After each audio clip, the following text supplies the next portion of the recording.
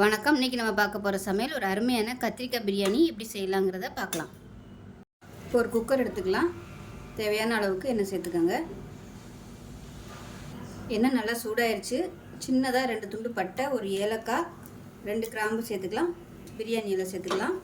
இது நல்லா பொரியட்டும். இப்போ பாருங்கள், நல்லா பொரிய ஆரம்பிச்சிருச்சு. மீடியம் சைஸாக ஒரு பெரிய வெங்காயம் நீளமாக நறுக்குனதை சேர்த்துக்கலாம்.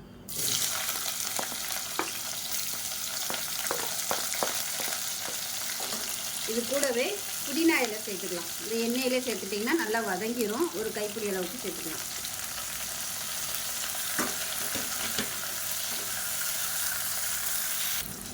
வெங்காயம் வதங்குறதுக்கு உப்பு சேர்த்துக்கலாம்.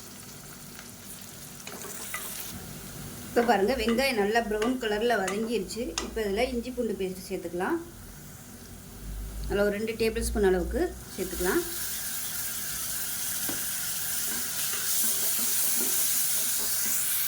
இஞ்சி பூண்டு பேஸ்ட்டு நல்லா வதங்கிருச்சு. இப்போ இதில் ஒரு 5 சின்ன வெங்காயம், 2 முந்திரி பருப்பு, 2 பிஸ்தா பருப்பு, 2 பாதாம் பருப்பு, இது வந்து நல்லா நைஸாக அரைச்சி வச்சுருக்கேன். இதை சேர்த்துக்கலாம். உங்கள்கிட்ட பிஸ்தா பாதாம் இல்லைன்னா வெறும் முந்திரி பருப்பு கூட சேர்த்துக்கோங்க. இப்போ அதுவும் இல்லைன்னா வெறும் வெங்காயம் மட்டும் சேர்த்துக்கோங்க, நல்லாயிருக்கும். இது நல்லா எண்ணெய் பிரிஞ்சு வரட்டும். இந்த கலர் வந்து நல்லா மாறணும். இப்போ பாருங்கள், நம்ம அரைச்சி ஊற்றின வெங்காய பேஸ்ட் வந்து நல்லா வதங்கி கலர் மாறிடுச்சு. பாருங்கள், இந்த அளவுக்கு நல்லா வதக்கணும். இப்போ பாருங்கள், வெங்காயம் பேஸ்ட் வந்து சேர்த்து நல்லா கலர் இந்த அளவுக்கு நல்லா மாறிடுச்சு. அடிப்பிடிக்காமல் நல்லா மீடியமான ஃப்ளேமில் வதக்கிக்கோங்க. இந்த ஸ்டேஜில் காரத்துக்கு ஏற்ற மாதிரி 1.5 டேபிள் ஸ்பூன் மிளகாத்தூள் சேர்த்துக்கலாம். 1/4 டேபிள் ஸ்பூன் கரம் மசாலா, பட்டை கிராம்பு ஏலக்காய் அரைச்சி வச்சுருக்கேன், அதை சேர்த்துக்கலாம். சேர்த்துட்டு நல்லா வதக்கிக்கலாம். இப்போ இதில் 2 டேபிள் ஸ்பூன் அளவுக்கு தயிர் சேர்த்துக்கலாம். இதையும் நல்லா வதக்கிக்கலாம். இப்போ இந்த ஸ்டேஜில் ஒரு 5 கத்திரிக்காய், முழு கத்திரிக்காயாக எடுத்திருக்கேன். நல்லா 5 சைடும் நல்லா கீறிட்டு பூச்சியெல்லாம் இல்லாமல் செக் பண்ணி பார்த்துக்கோங்க. இப்போ அதை வந்து சேர்த்துக்கலாம். அப்படியே நீங்கள் நறுக்கி சேர்க்குறனாலும் சேர்த்துக்கலாம். நான் வந்து அப்படியே முழுசாக சேர்த்துருக்கேன். இப்போ நல்லா இதில் பரட்டி விட்டுக்கலாம். அந்த கத்திரிக்காயில் உப்பு சாடுறதுக்காக கொஞ்சமாக உப்பு சேர்த்துக்கலாம்.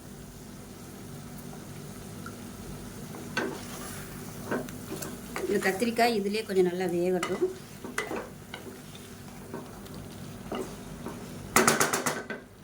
இப்போ கத்திரிக்காய் வதங்கிட்டு இருக்கையிலே மீடியம் சைஸாக 2 தக்காளி சேர்த்துக்கலாம்.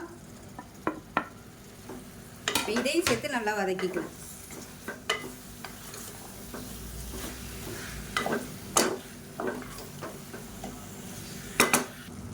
இப்போ பாருங்கள், நல்லா எண்ணெய் பிரிஞ்சு வந்துருச்சு. இந்த ஸ்டேஜில் தண்ணி சேர்த்துக்கலாம். நான் வந்து 1 டம்ளர் அரிசி எடுத்திருக்கேன், ஜீரக சம்பா அரிசி. 1 டம்ளருக்கு 1.25 டம்ளர் தண்ணி சேர்த்துருக்கேன்.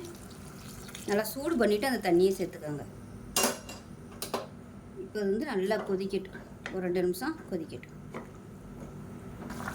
இப்போ பாருங்கள், தண்ணி நல்லா 1 நிமிஷம் கொதிச்சிருச்சு. இப்போ இந்த ஸ்டேஜில் ஒரு 1/4 டம்ளர் அளவுக்கு பால் சேர்த்துக்கலாம். காய்ச்சின பால், காய்ச்சாத பால் எதுனாலும் சேர்த்துக்கலாம். சேர்த்துட்டு நல்லா கலந்து விட்டுட்டு இப்போ ஊற வச்சுருக்கிற இந்த அரிசியை சேர்த்துக்கலாம்.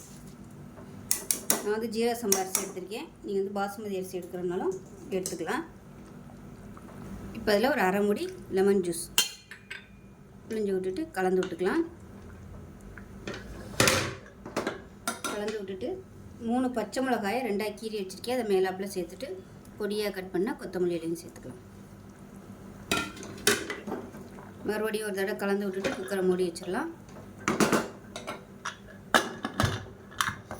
மூடி வச்சுட்டு நல்லா ஒரு 2 விசில் விட்டுட்டு ஸ்டீம் போனதுக்கப்புறம் பார்க்கலாம். ஸ்டீம் போயிடுச்சு, எப்படி இருக்குன்னு பார்க்கலாம். பாருங்கள், நல்லா சூப்பராக வந்துருச்சு. கீழேருந்து மேலே வரைக்கும் கிளறி விட்டுக்கலாம். கொஞ்சம் சூடாக இருக்குது, அதனால் இந்த மாதிரி தான் இருக்கும். ஆறுச்சுன்னா கரெக்டாக வந்துடும்.